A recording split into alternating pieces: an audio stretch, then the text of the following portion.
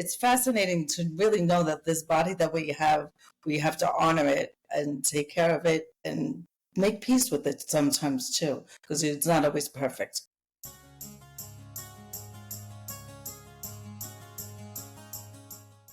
Hi, everyone. I'm your host, Dr. Shafer of Talks with Dr. Shafer. I'm so glad you're here.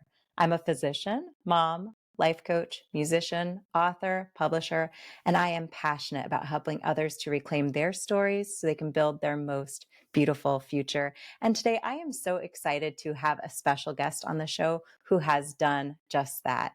Denise Cesare is a speech language pathologist, author of the children's book, Moments in Motion with Love, speaker and founder of T-Suit Fits Everybody to a T Incorporated.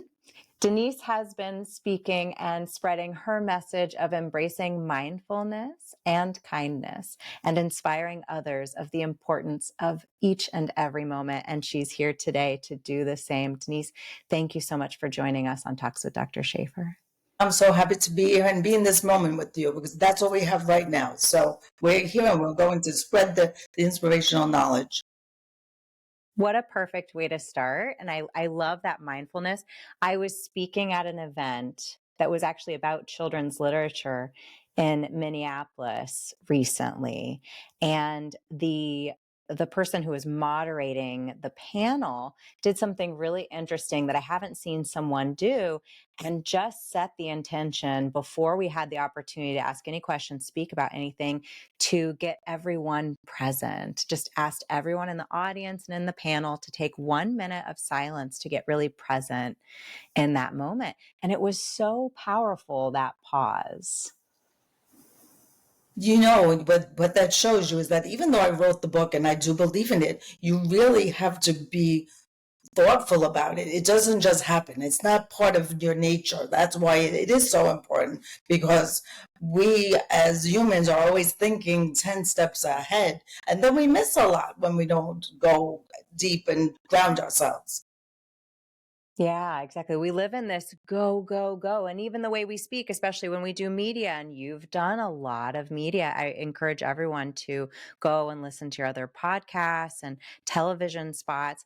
You know, it's interesting because when we're trying to share these messages and impact people with the ideas of kindness and taking those moments, it's interesting because you have to stay so true to the message you're trying to share, because it's really easy to get caught up in those moments when you're trying to share it and you have 2 minutes, 3 minutes, 30 seconds. And it's kind of like life. It's very instructional, how life is always trying to push you to go faster. But I think the magic happens when we actually put on the brakes and slow down. Exactly that. And, you know, practicing mindfulness will get you to be able to do that. So I think you know that too. When you know, and you have to really you have to be mindful of where you are now, and we're together. So this is really important. I'm glad that we're doing this. Me too. And, you know, it makes me think, when you think about intentionality and the way we speak, what we share with one another as we're sharing today. You were in a really serious motor vehicle collision in 2006 that impacted your speaking voice. Can you share with us that experience, what you went through, and also just the intentionality that you had to put forward to get to where you are today with being a public speaker? So even, you know, I still don't have my voice. So, you know, I go for injections to speak. So we'll dial in on that. So the car accident kind of triggered something. They don't know for sure, but relatively right after that, I lost. When I say lost my voice, it was hard for me to phonate and speak. But fast forward, no one knew that I had a voice disorder, you know, because I kept going to different doctors and back and forth. But being a speech pathologist, I knew there was something different that was going on. It wasn't asthma, wasn't acid reflux, wasn't all these things that in my head. Are you anxious? You love when people say that. Oh, are you nervous? No, I can't speak. I'm gonna laugh with you, because at this point, I'm like, no, there's no voice coming out of my foot. No, my voice is not working. Did you Anyway, experience that when you were looking for the proper diagnosis, Mhm. did you experience a lot of misdiagnoses and misappropriations of Mhm. why you're experiencing Yeah. that? Misdiagnoses, and also, and I'm not saying this, when you're a woman, I don't know, uh, are you anxious? Are you worried about something? I'm like, I don't think that's going to affect phonation. So I knew different. They didn't know what I knew as being the speech pathologist, having all that experience and knowledge and learning that I knew the physiological makeup of your body. So when they were talking to me, I'm looking at them like, no. So, I am a person who has allergies, and I do have asthma and acid reflux, but that has nothing to do with the condition spasmodic dysphonia, which is what I have, to cause, the choking sound of your voice. Yeah. So you were diagnosed with this. How long did it take to reach that diagnosis on that Diagnosis. journey? So the car accident was May 2006, and then fast forward, we didn't figure. Well, I figured it out, but November 2006, I went to a doctor that formally, technically diagnosed me, but thank goodness I didn't follow his directions because I probably wouldn't be doing anything at this moment because Mm. it was very discouraging, very there's a word that I want to say, very negative to Mhm. me working again. And look, from 2006 to now, I've moved mountains already. So, if I would have listened to him and still done the Botox, because I go for Botox in order to speak. Mhm. Right now, I'm in a good phase. I go, and every 3 to 4 months I go, so I'm right in the middle. So it's good that we're having a conversation now. But I talk whatever voice I have. I still do what I have to do because that's who I am. So I want people to know that, be who you are and feel strong about that because no one can take that away from you. And I had a hard journey with that. So not doing Botox, I had no voice for 5 years.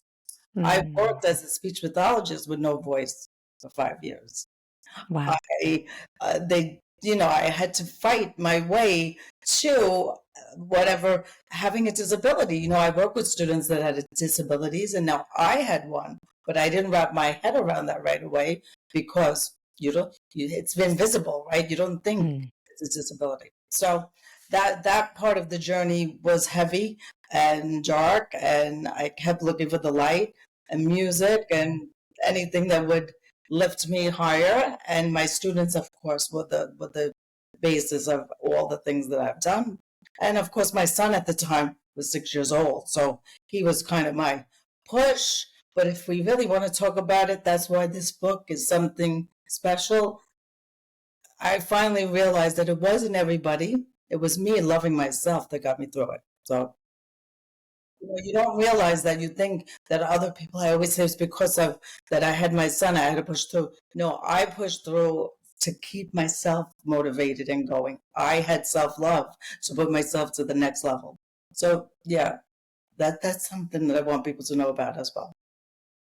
Self love is really the basis of everything and that respect for self. Hmm. And when we embrace that, I think I'd be curious your feelings as a mother and someone who works with young people who are navigating speech pathological disorders and other disorders that are affecting their speech.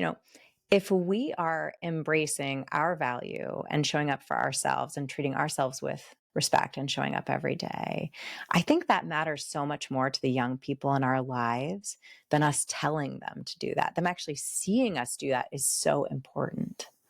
Yes, because we are the prime. We're their mirror.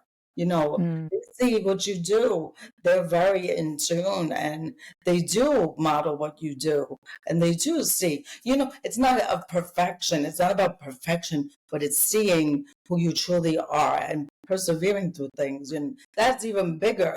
There's no perfection, but when you overcome obstacles, that's even a bigger was I want to say it's even a bigger message or a way that they know they should never give up.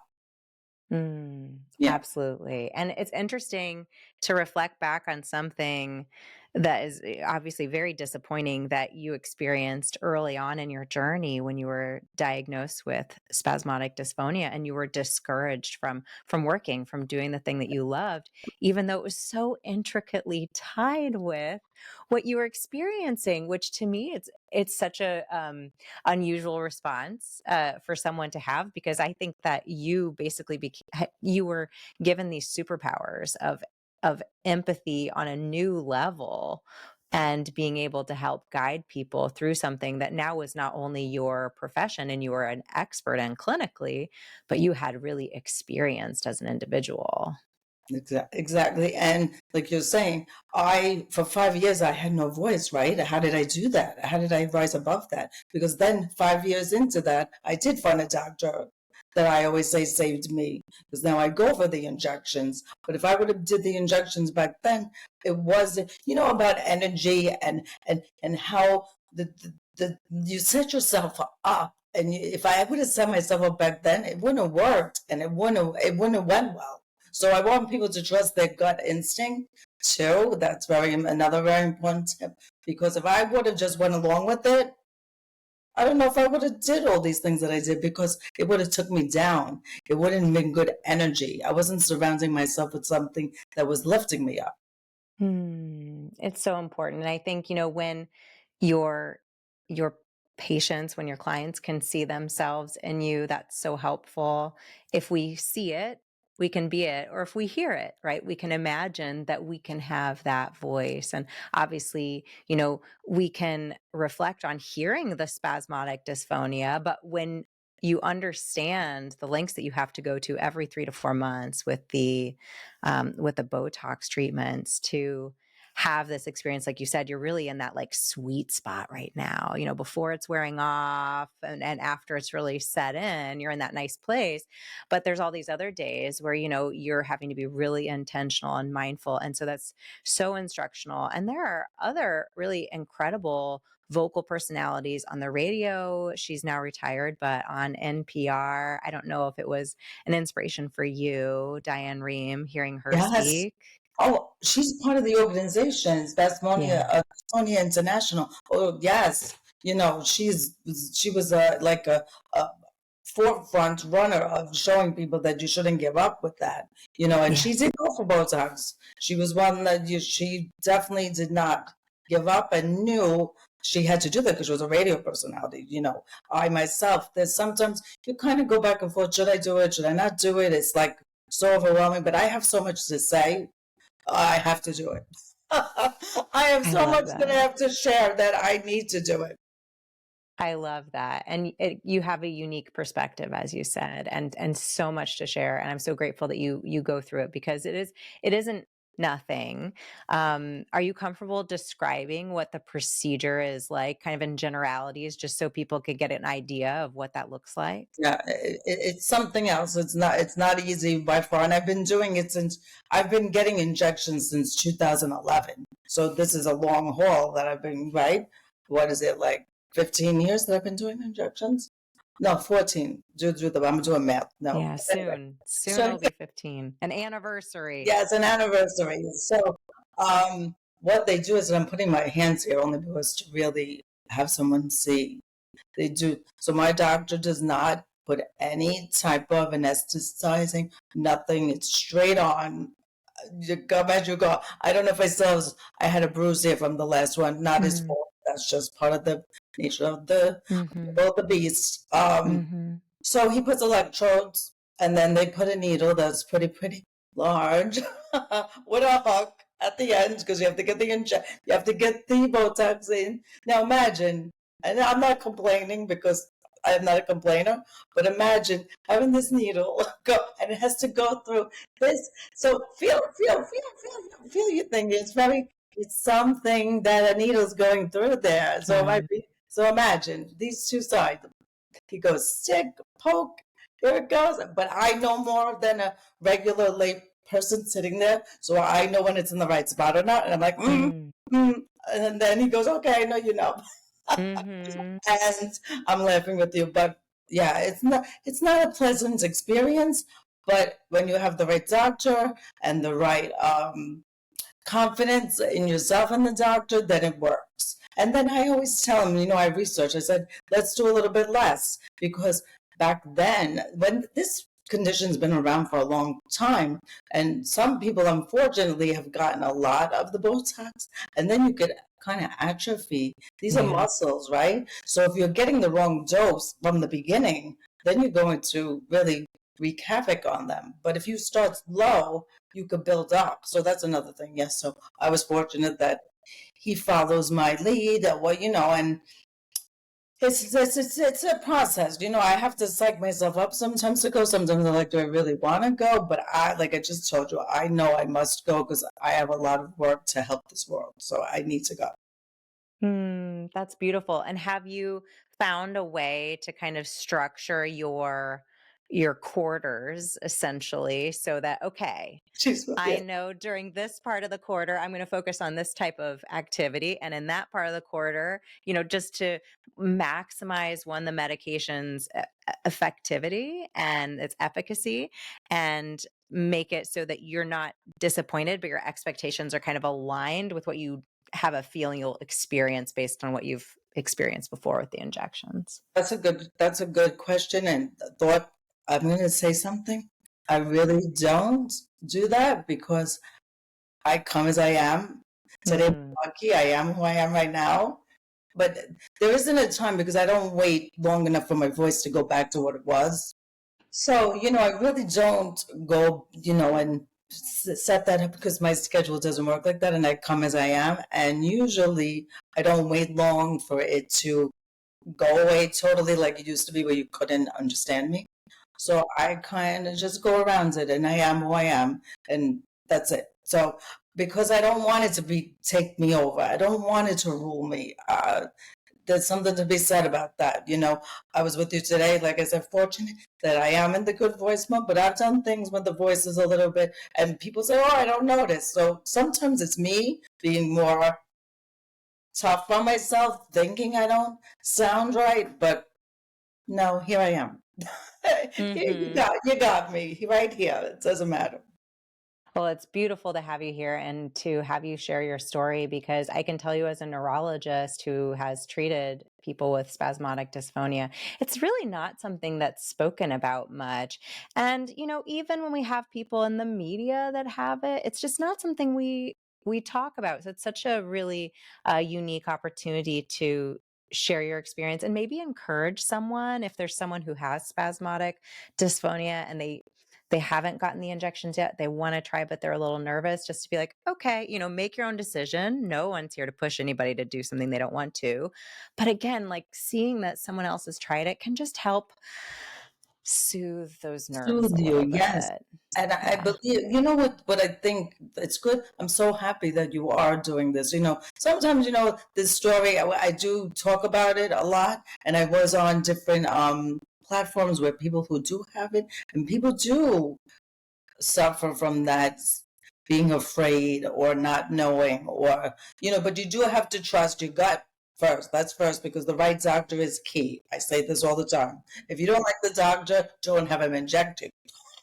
If you don't like him, no, because you have to trust. You have to put so much trust into that.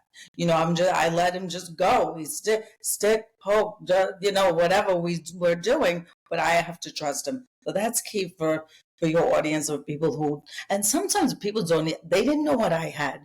People don't know what they have. I was fortunate because I had studied, so I diagnosed myself at first. Yeah. People sometimes, if there's something with your voice, don't wait. Go and find out. Don't suffer, right? Don't suffer. Yeah, in general, I think if your gut's telling you something's amiss, something's changed, Mm-hmm. get it Yeah. get it checked out. I think it's really easy to get stuck in the fear of what could be when something's Yeah. new and we don't understand or fully know what's going on.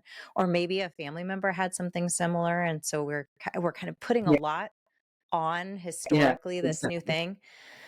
Try to just focus on getting help, getting a diagnosis if it's relevant to your situation and recommendations, because once you're armed with that information, then you can make informed choices, and all the things that you're worried about, they may not even be something that will come to fruition. So just kind of give yourself, I know nobody wants to come see people like us doctors. I would joke about this with my patients all the time. I come into their hospital room and I'd be like, hi, so nice to see you. And then I'd have to give this moment of, recognition that, okay, I know you're excited to see the neurologist on call because you've been waiting because there's a line. So I know you're excited to see me, but I also know I'm the last person in the world you want to see. And I get that. And that's Yeah. understandable and fine. But here we are together. Let's make the most of this moment. And I Mm-hmm. would always joke when someone could graduate from my care, Yes. that I'm going to miss them so much, but they'll be so glad that they don't need a neurologist anymore because I'm not exactly the person you want to have to see. No. So we make light of these things, but it's good to have the care Yeah. when you need it and to have that expertise when you need it. And when you're ready to move on from it, that's also a great thing. I imagine you experience that with your speech pathology patients as well. Of course. And it's so amazing that we are here together, you being a neurologist, because they know that this is neurologically based, my condition, but there's no real pinpoint evidence like a lot of neurological things, right? That's the mystery with neurology and the brain. Yes. So thank goodness we're here together. But I do have to say, what was really good, you have to look at, like you said, you have to look at the end result or what's happening. I am able to be treated. I'm blessed that I can then sit here with you and speak. Some people do the Botox and it's not as effective. Yeah. So, I guess I feel like that's why I have to keep doing it, because it does work and I have the messages that need to be in the world. But also with my students, what was really beautiful is, well, first of all, we then became on the same, I always loved my students, but it was a different level of love then, because they recognized that I also had a different sense of empathy. And not that as educators and as physicians or doctors, we all have the empathy, but when you're living something similar, or you're having, to have to navigate the world in a different way, it's a whole different, it's like a light bulb moment for everyone. Where one student, I'll tell you a very quick story because I have so many stories. She, my voice. So then I had to be accommodated because I had to fight for myself. All of life you have to fight, right? It's always about a fight, not about support. I had to fight to keep my job, right? So this one student, one day when I finally got the injections and I came in, she goes, "Where's the other voice? Where's your other voice? I like that better." Beautiful soul, because she only saw me. So I'm gonna get a little emotional because it's about seeing people where they are and who they are, not trying to any facade. She learned from me with whatever voice I had, because I had accommodations. I was able to, modify instructions like everyone else. When you have a disability, you need the modify instructions. I use stuff to modify with different things like microphones, or, nowadays. Back then, when this first happened to me, there wasn't even texting. So when that came to be, then we were able to do different things, voice to message. And, you're not supposed to whisper because whispering does damage vocal folds. So, sometimes I could whisper and they could hear me, but I had, like I said, getting the accommodations made it easier on me to perform my duties at the best of where I wanted to do it at my level. So, yeah. So, but that one cutie, she's like, "I want that other voice." I'm like, "Okay, it'll come back. Don't worry. We'll go back then. Before much, you'll hear it again." She's okay. It's coming. It's coming. I love the sense of humor. I love the sense of humor because that's what gets us through. That's And what this is. hearing you talk about, not whispering and that care and caution with your vocal cords that, you bring to the table with your knowledge, not only of having the spasmodic dysphonia, but also having the expert training and as an SLP, as a speech language pathologist. Now, there's also another layer here of love and knowledge of the vocal cords, their health and their use, because you're a lover of music. How has your love of music and your understanding again of the health required to phonate and to create music and to sing. How has that helped you and encouraged you on your journey? So music healed me on multiple levels, and we know as a neurological, right, as we know as people who study the brain, right? Neurologically, the vagus nerve, all the things, it goes from your head to your gut. The vibrations of music, it not only just does it uplift you, it changes the frequencies in your body.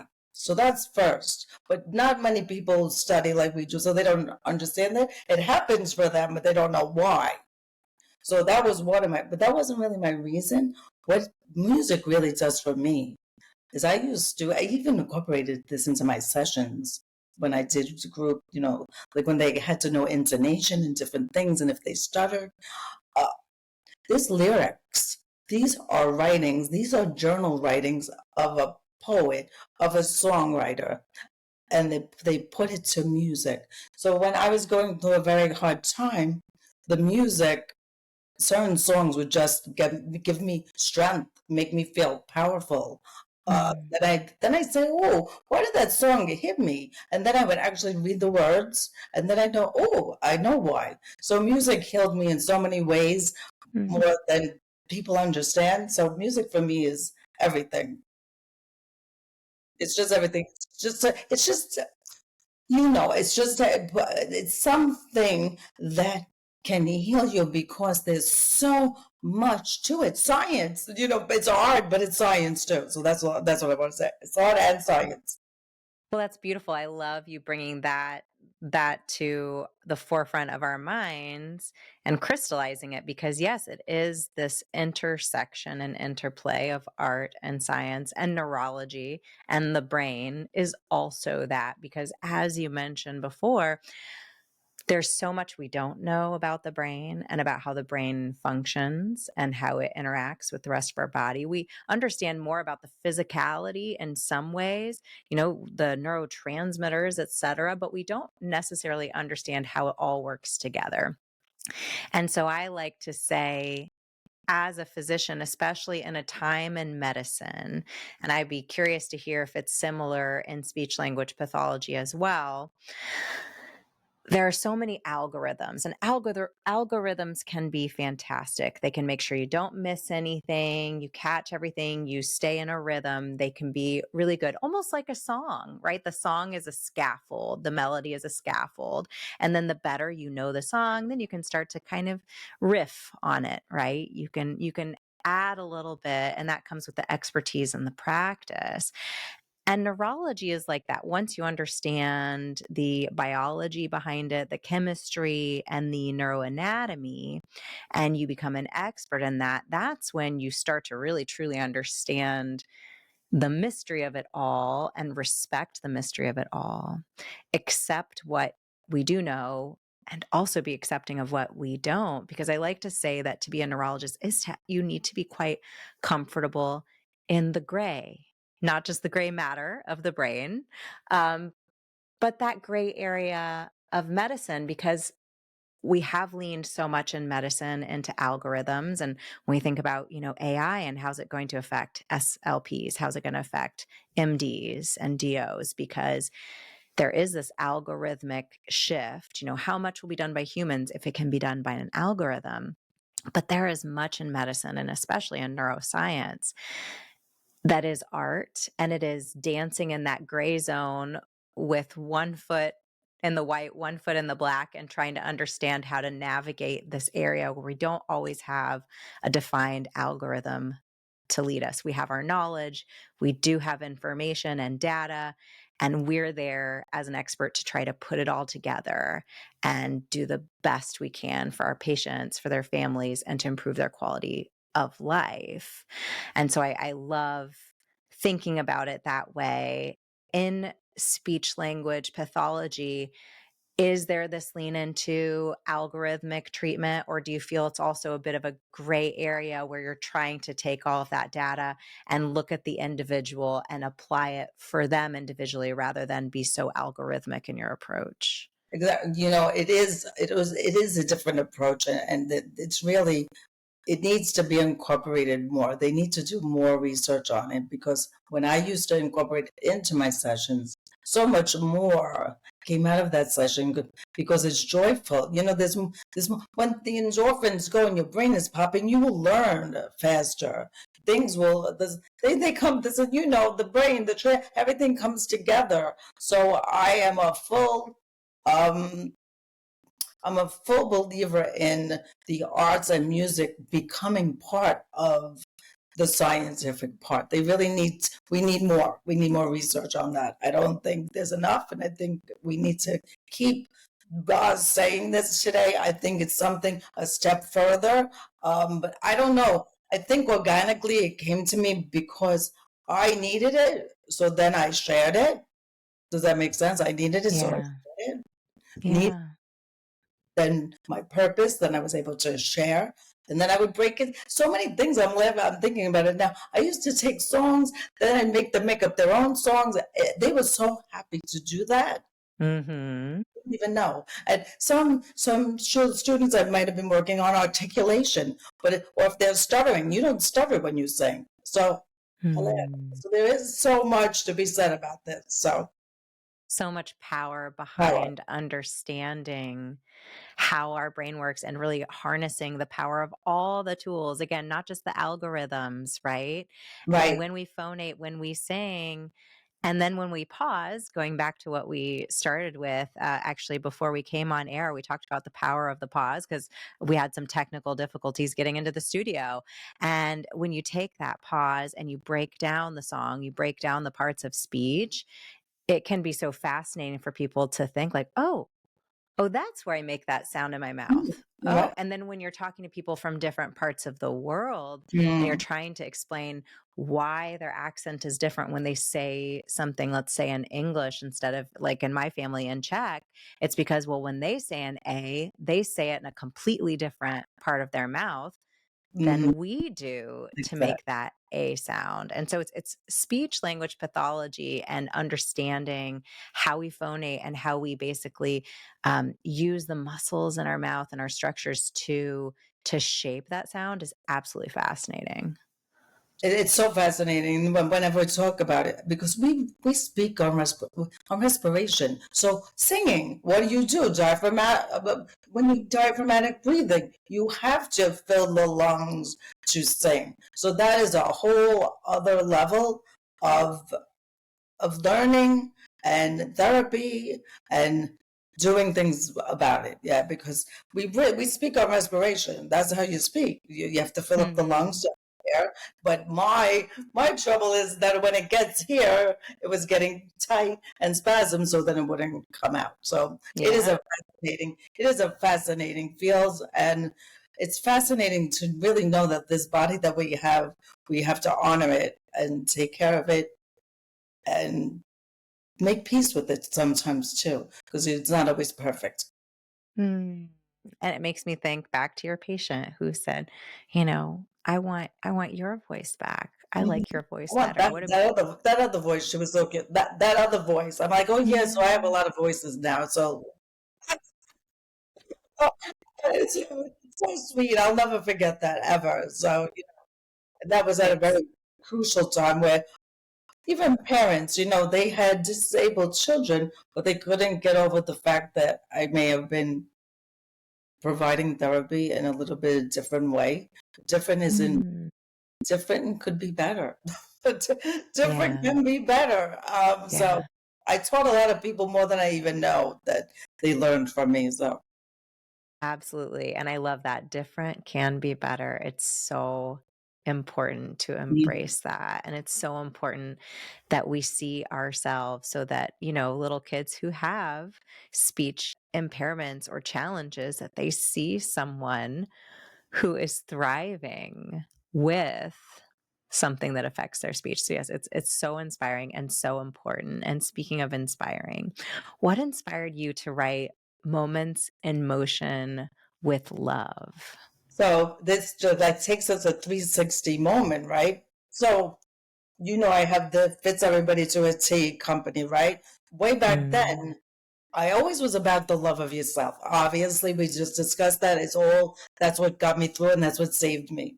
So I had this tagline that I still do, right, to customers: moments in motion with love, because swimming, you're in motion, loving your body, because you're not a size, you're a fit. So that, Mm.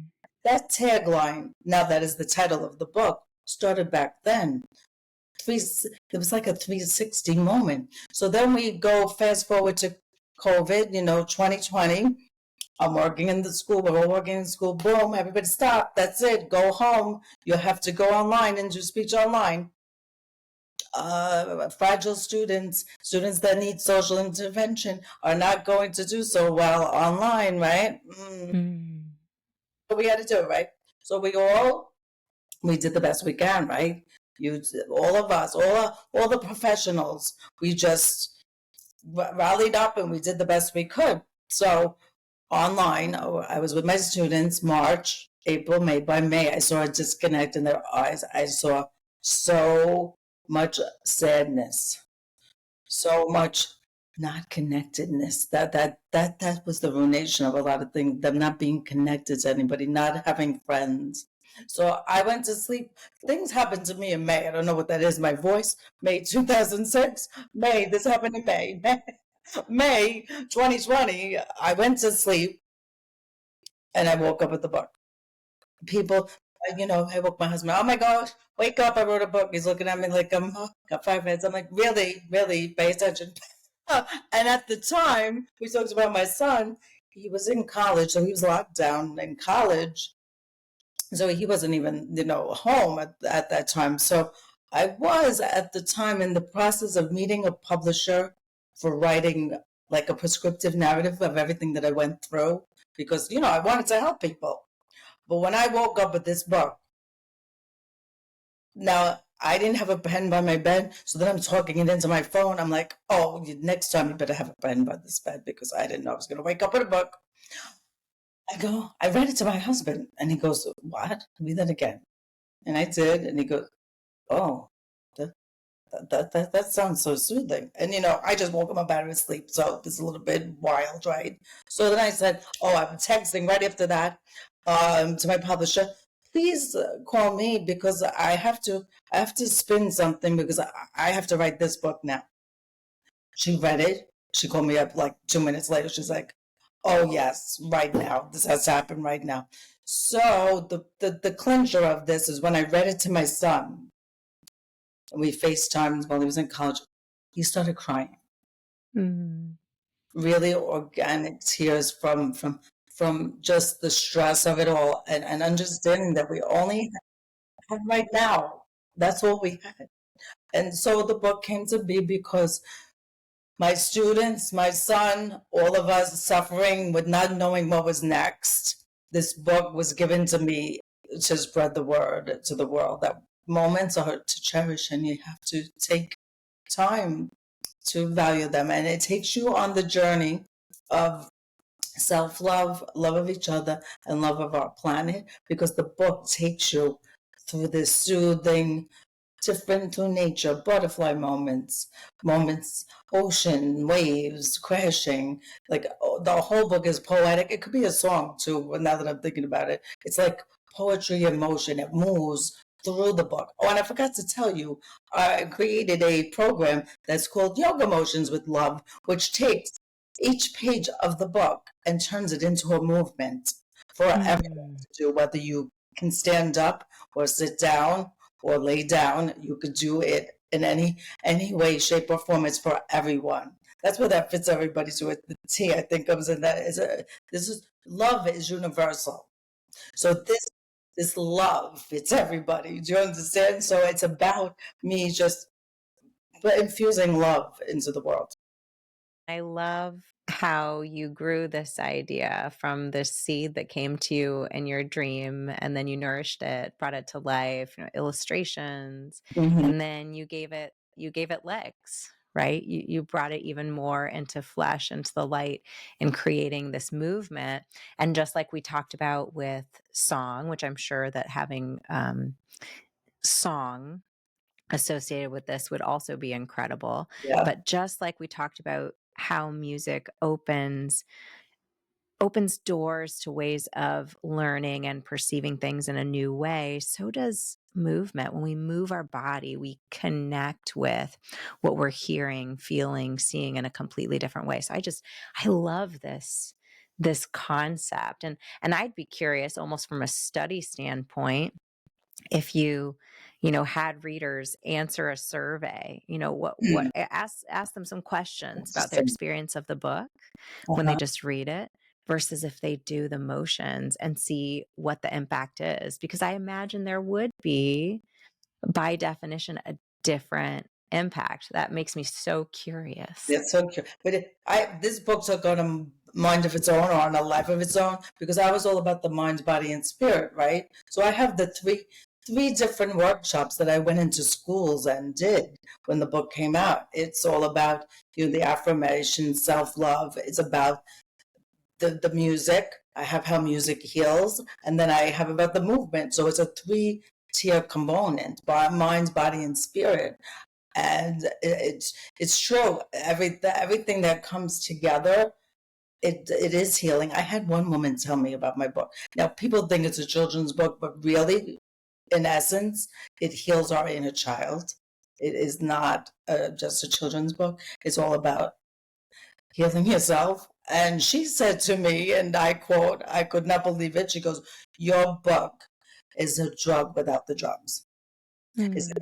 it's an antidepressant drug without drugs." And I was like, whoa, whoa, and whoa. I was like, that is pretty big what you just said. She goes, "No, you Mm. don't even understand." I said, "Well, I do, but when you hear it, it's amazing."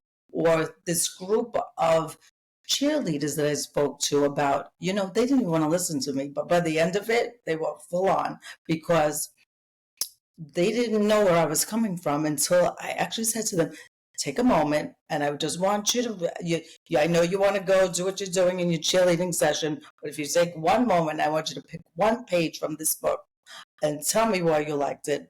It will make your day better." So they looked Mm. at 10 heads for the minute. And then after I read it, they looked at me, and a lot of them didn't want to respond, but one young lady raised her hand and said, her favorite page was sunshine moments. And I'm like, oh, that's one of Mm. my favorite pages. I kind of, you see the page and you almost feel like the sun is, the page makes you feel like the sun is on you. She goes, "Why I love it."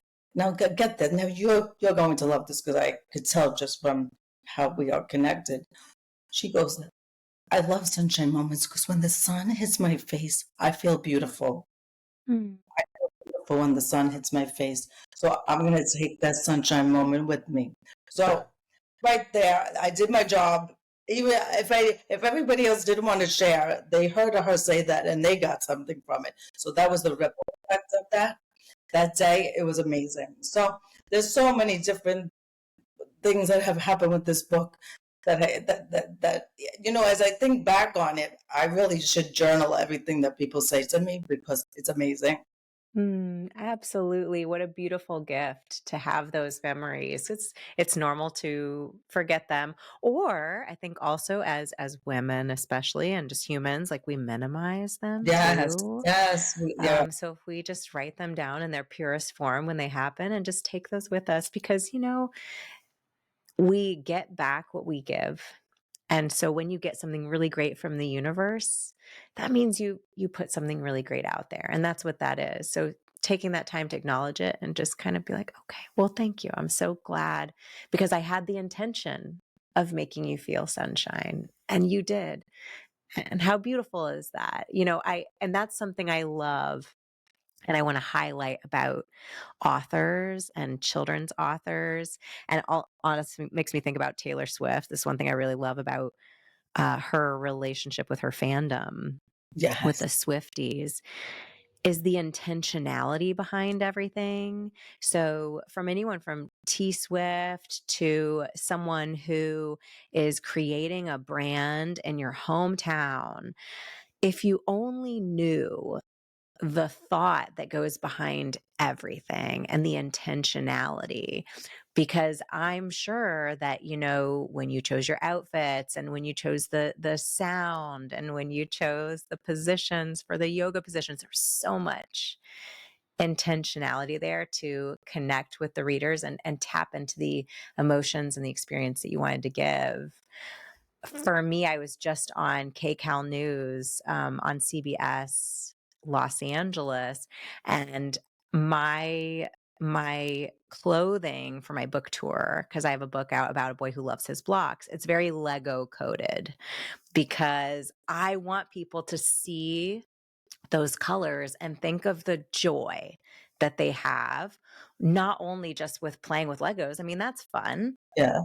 but a lot of it is building the connections with the people that we built those Legos with, right? Like, who was the first person that opened up a booklet with you and helped you when you couldn't do it yourself? Exactly. And Exactly. you learn to build that confidence in yourself, and also just learned how to interrelate in a new way, in a more challenging way than maybe you had done before, and collaborate. There's so much behind that. And so I'm so intentional about wearing these Lego coded colors to get you in that frame of mind to build. So when we talk about the book that's all about building new emotional regulation skills and connections with one another, that your nervous system is primed for that, right? There's so much intentionality.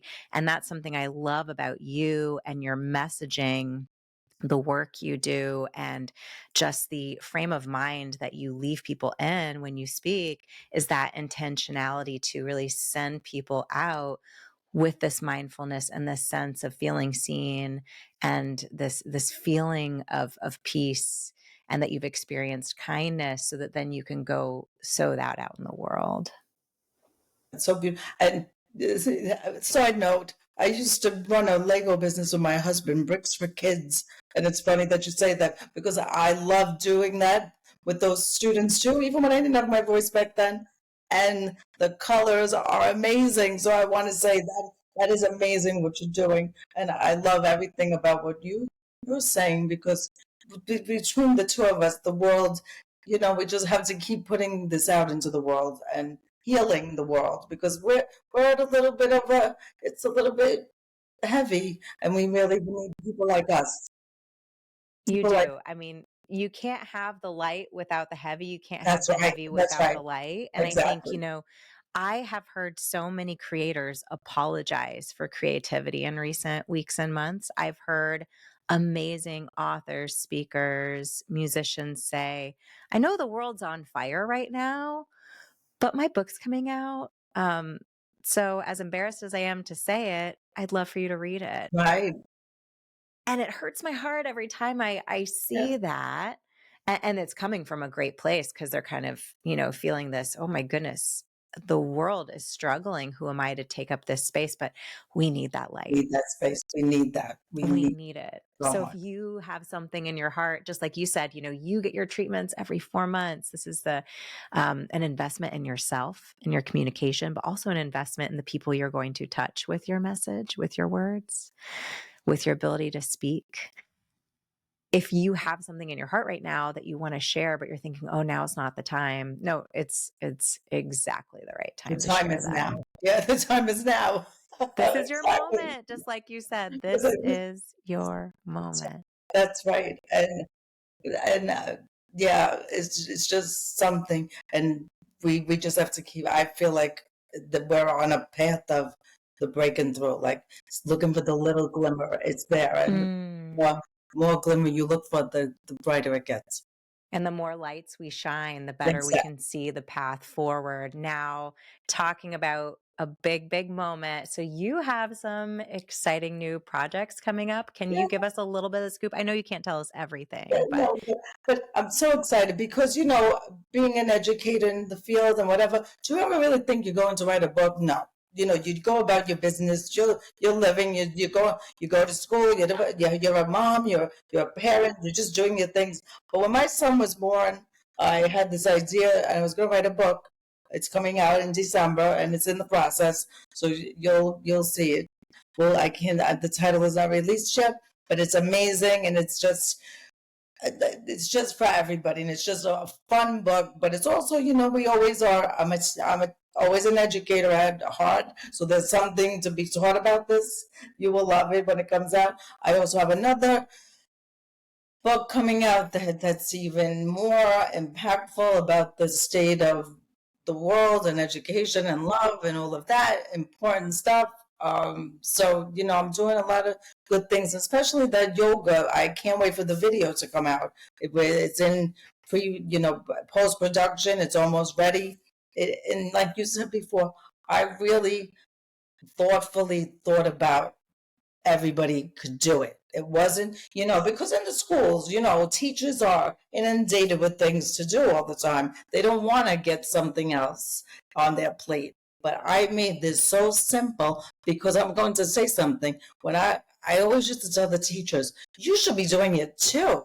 Whatever is coming into the classroom. If you get a program that they're singing, you should be singing too with them, because the oxygen on first. You need the oxygen, so keep giving joy back. So I created this so they won't feel like it's an extra thing on their to-do list. It just will be so quick and effective that you could do it daily. You could pick one page a day. Like one of them is called the butterfly moment. The butterfly movement. It's just a breathing activity where you breathe. Amazing. Very simple. Put your hands, like you feel the butterfly moment. You feel a butterfly on your shoulder. So it's sensory, it's tactile, it's movement, it's breathing. So it's amazing. So I love it because I know my intention was to serve everybody. I love it too, Denise. And I love any opportunity to set us into motion, literally physically, because we know when our body is moving, our brain is working in a different way. We're learning in a different way. So incorporating that, not just recess time. And we know kids get quote unquote too old for recess. Who's too old for recess? Nobody. But kids are put into a schedule where they don't have that anymore. Would you mind if we did it together? Do you want to do that?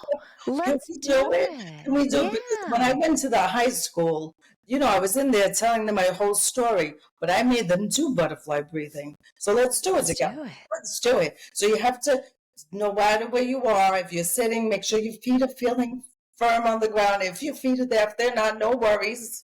They're there. Okay. So like I said, butterfly moments. So we're going to take our fingertips and just place them gently, like you have a butterfly on your shoulders. Then we're going to breathe in and out. And now your wings are flying again. One more time. I'm flipping. And you can even close your eyes and bring your hands down. And just that alone, I kind of repeated 3 times. Just that alone centers everything. It makes you just feel. Like I said to them, maybe you never had a butterfly on your shoulder, but dream it. Just dream it. So just dream it, because one day one might land on you. Or if not, you make your own butterfly moment. So that's what we did. And they did. And you know what I said to them? So I have this affirmation at the end of my book, because in the book, I tell my readers what I think of them, because I think you're amazing. But you have to believe that. So I have a belief poem that you say to yourself, and you should say to yourself every day, and you will tell me, I will get you one. If you need more than one, I will send you some. Repeat after me. Believe. Believe. Yes. I am loved. I am loved. I am light. I am liked. I am courage. I am courage. I am bright. I am bright. I am brave. I am brave. I am so important in this moment. I am so important in this moment. And you are. And you are. Oh my goodness. Thank you so much for sharing that with us. And if anyone else was just listening and was so engaged in that moment that they didn't pause and participate, just rewind back and do it yourself and see how it makes you feel. Maybe you've never tried an affirmation before, and they may seem silly, but honestly, the happiest moments in our life are usually the silly ones, by the way. So embrace the silly. They're not silly, though. They really tap into something. These are the words that, when we're being intentional and caring, we look for opportunities to say them to others. We don't say them to ourselves. And our voice in our head, that's the voice that we take with us everywhere we go. So I love this affirmation and this practice and poem of doing this every day.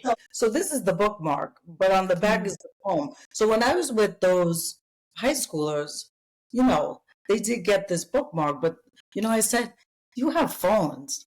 If you want to walk around with this, okay, take a picture of it. Read it to yourself every day, because some days are really tough. Do you know? So I have to tell you this because it's amazing. Only because, like you said, sometimes you don't know when you put something out how it comes back. And when you get that reinforcement, it just makes you know that you need to continue. And not everyone gets that. So I am fortunate at times that I do get the reinforcement to know to keep doing this. So I was giving this out. I said, take a picture, even the butterfly moments. I said, you don't have to tap your shoulders. Just do that breathing in and out when you're stressed out walking through the hallway. Just see how that feels. I went back to do the 3 workshops that I talked to you about, the affirmation one, the music, and the yoga. I told this to them when they left. Do you know, one boy walks up to me and goes, no, you are so important in this moment. You understand? So this was like reciprocal learning, because I gave to you and then you gave to me. That's what life is. Just right there, I just got chills. But the reciprocal of it, that he took in that he was important, that he had the power to tell me I was important in that moment. That's big. It's huge. And it makes me think about the purpose behind this entire project, Talks with Dr. Shafer, of reclaiming our stories. We may be in a place, in a space where our frame of mind is such that bad things are happening to me. I'm feeling stuck. I'm in this relationship, or I'm in this job, and I feel like I'm a good person, but then why are bad things happening to me?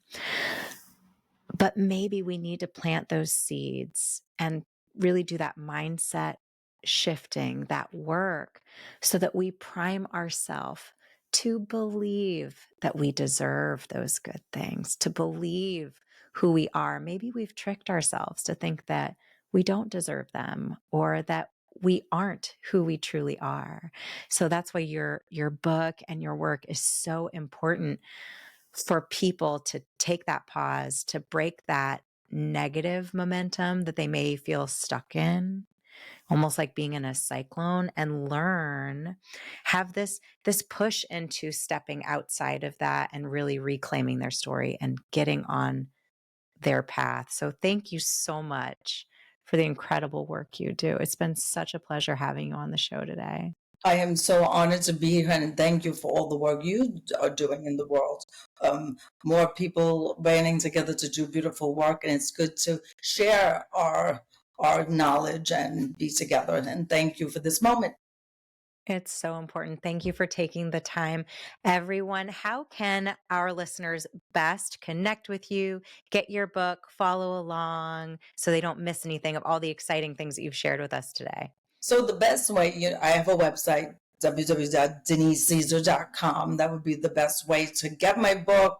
Or if you say you're if you watch your podcast, I will send them a free bookmark so that they have this belief bone when they purchase the book, if they need to. Yes, so the website is the best way to get the book, and I autograph every book that you get from the website.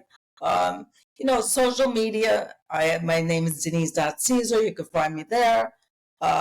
Fits Everybody is up there too, so you can look at that too. Because, women, I'm going to talk to the women, we need to feel good in the skin we're in. You're not a size, you're a fit. Don't forget that. In your body. Don't take the tricks that they trick you out there. You're special no matter what size you are. I love it. And when you do your fit check, to speak like the cool youngsters, when you're doing your fit check in the morning, make sure it's a mindset fit check too. Yeah, Exactly. I love it. Thank you, Denise. So This has been so much fun. Make sure you follow along with Denise on social media and go to the website, get the book. It is so impactful and important. And I love the programming in schools too. If you are looking for someone to come in and speak to your students, I think Denise's program is fantastic. I would love to be a part of it someday too, and just be a fly on the wall and see how the kids respond, because it sounds incredible. Storytellers, thank you so much for being here. As always, until next time, stay safe and take care. I'll talk to you soon.